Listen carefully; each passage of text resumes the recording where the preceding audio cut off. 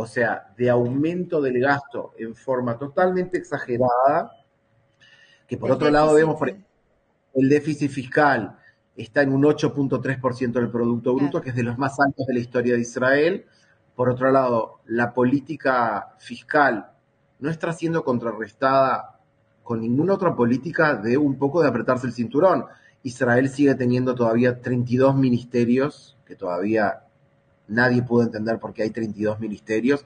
No se puede ni trabajar con 32 ministerios, porque ya han abierto ministerio totalmente sin ningún tipo de Innecesarios. razón, totalmente innecesarios, y tampoco este gobierno ha cortado lo que se llaman eh, los presupuestos políticos para satisfacer. Las Sí, partidas políticas o partidas que se dan a los partidos políticos, valga la expresión, en tiempo de elecciones y que todavía se claro, mantienen. siguen dándolas. Entonces, no hay un corte presupuestario, no hay lo que sería hacer un Seder Adifuyot Hadash, Orden de un orden prioridades. de prioridades nuevo, y lo único que se hace es gastar, gastar, gastar. El gasto va a consumo, porque no va a inversión, el gobierno no está invirtiendo. Entonces, en el momento que vos das más endowments, más kitzbahot, eh, Subsidios. eh, los subsidios, aumentás los subsidios, das plata en cash a las personas agarran la plata y la transforman en consumo enseguida. Y eso genera inflación. Claro. Por otro lado, por más que, no sé si te acordás, pero este gobierno subió al poder con la promesa de mejorar el nivel de precios, lo que sería el yokar hamejía, El el costo de coste vida. de vida, ¿ok? Y vemos que en ese ámbito no ha hecho nada, no, tampoco antes del 7 de octubre, o sea, antes tampoco el 7 de octubre casi no se dedicó a eso, y a lo que la atención pública está en otra cosa, muchas de las empresas aprovecharon a subir también los precios. Por su lado, las empresas tienen razón también en el sentido de que ellos dicen, me han subido la contribución inmobiliaria, están subiendo los salarios mínimos, está subiendo la electricidad, está subiendo el precio del agua, es todo verdad.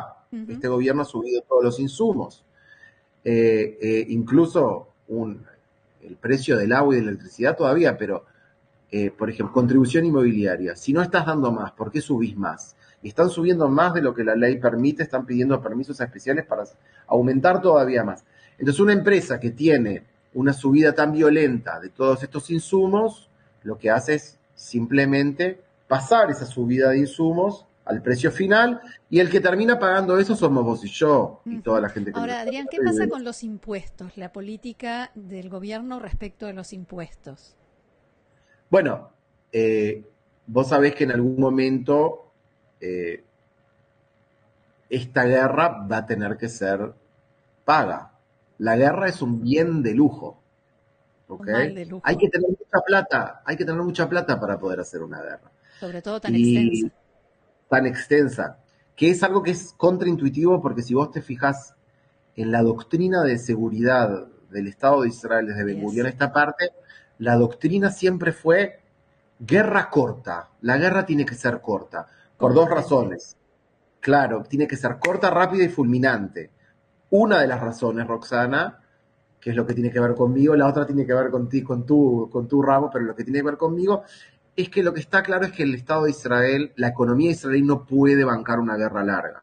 Y ya lo vemos, el déficit fiscal está en 8,3%, es uno de los déficits fiscales más altos de la historia de Israel, seguramente el más alto después del COVID, que fue corto, o sea, el COVID hizo un déficit fiscal enorme de casi 12, pero fue cortísimo. Esto da para largo, te recuerdo que el año pasado el déficit fue de un 5, este año parece que baja 7, el año que viene si no se hace de vuelta es un 5, o sea, estamos viendo una seguidilla de déficits fiscales muy largos, muy grandes, que en algún momento va a haber que pagarlos. A todo esto el interés está subiendo, porque el riesgo país está subiendo, las que nos dan el rating la Gebrot de Hugo. las empresas Sí, de calificación crediticia. las calificadoras, exactamente, las que nos dan la nota de nuestra deuda. Nos están bajando el crédito, lógicamente. Los mercados nos bajaron el crédito mucho más de lo que nos bajaron las Adrián, calificadoras. ¿qué te Porque, parece la reacción del gobierno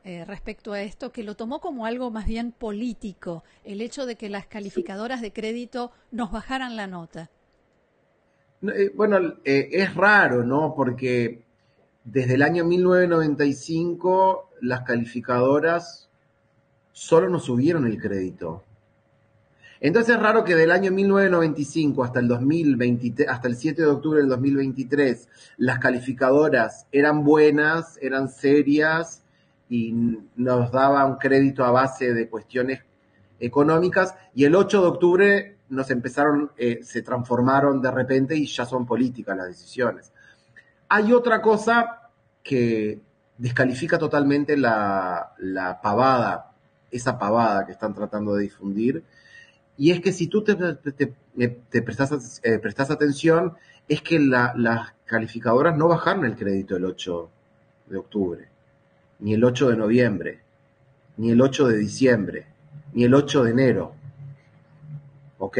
O sea, si hubiese sido algo político, Claro, tenían que haberlo hecho una seguido. semana después, un mes después, 2 meses después, 3 meses después. O sea, es algo que lo que pasó fue que las calificadoras se dieron cuenta que la política económica que estaba teniendo el gobierno después de la guerra, o sea, como reacción a la guerra, era una política económica no responsable, que no quedaba claro para dónde iba, y incluso todos los gobiernos anteriores, la mayoría eran gobiernos de Netanyahu, siempre dijeron, vamos a hacer una subida de gasto y enseguida después vamos a bajar el gasto. Entonces vos lo que das es confianza, vos decís, esto está controlado, es Claro. algo momentáneo, es algo que es sumamente puntual, después lo arreglamos. En este caso, este gobierno está haciendo las cosas al revés, no quiere decir que va a bajar el gasto, no quiere pasar un presupuesto nacional, porque no le sirve, porque un presupuesto nacional implica en este momento cortes presupuestarios y aumento de impuestos, que es lo que me preguntabas, y eso son políticas que no son populares, entonces no Todo tienen lo ningún contrario. interés y quieren tirar la pelota para adelante. Pero como están haciendo también una guerra larga y no tiene esta guerra, a diferencia de todas las anteriores, no tiene Y un una final fecha en el final horizonte.